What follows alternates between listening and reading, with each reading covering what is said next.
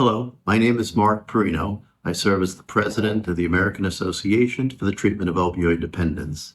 We were founded in 1984 and represent over 1,400 opioid treatment programs which treat opioid use disorder in the United States.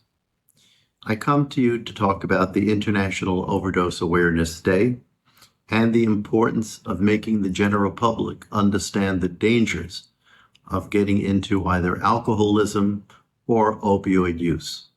Both are terrible problems that are faced not by the United States alone, but by all nations on the earth.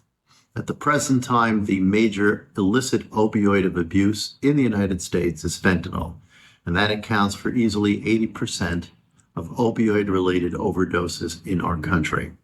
We know that the same applies to Canada, and it also is developing in other nations as well. There are three cornerstones in dealing with this issue.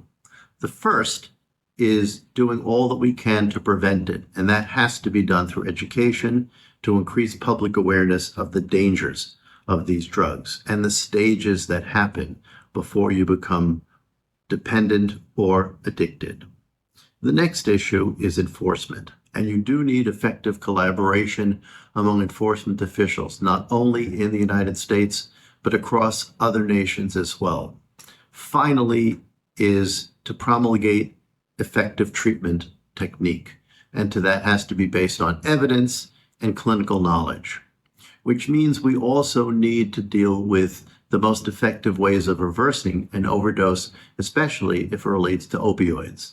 Meaning you have to have these special overdose prevention kits widely available to people and their families if, in fact, they get into trouble and they can reverse the overdose.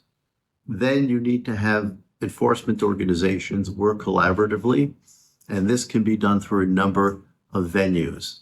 But in the United States, it's the Drug Enforcement Administration. And so therefore, the DEA needs to work with its counterparts throughout the globe. And I believe that is done at the present time as well.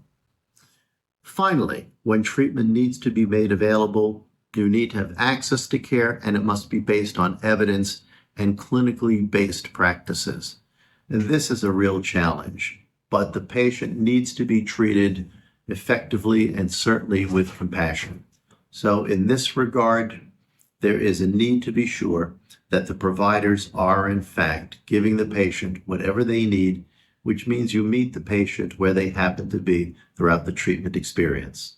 So thank you for trying to spread the awareness of dealing with these addictive medications and drugs, and to better understand how best to treat the patient and prevent further damage to our people, no matter where they happen to be on our globe.